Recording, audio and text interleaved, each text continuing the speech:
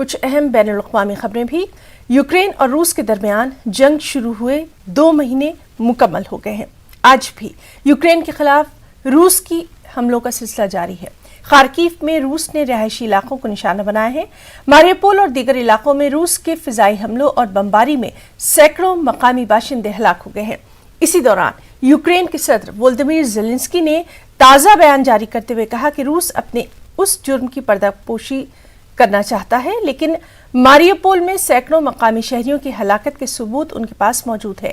रूसी अफवाज ने शहर से नकल मकानी करने वालों के लिए मारियोपोल के करीब फिल्ट्रेशन कैंप कायम किए हैं। अपने खिताब के दौरान ज़ेलेंस्की ने बरतानिया के वज़ीर-ए-आज़म बोरिस जॉनसन के ताउन पर उनका शुक्रिया भी अदा किया। Розкриваються нові факти про злочини окупантів проти наших маріупольців. Встановлюються нові поховання убитих окупантами людей.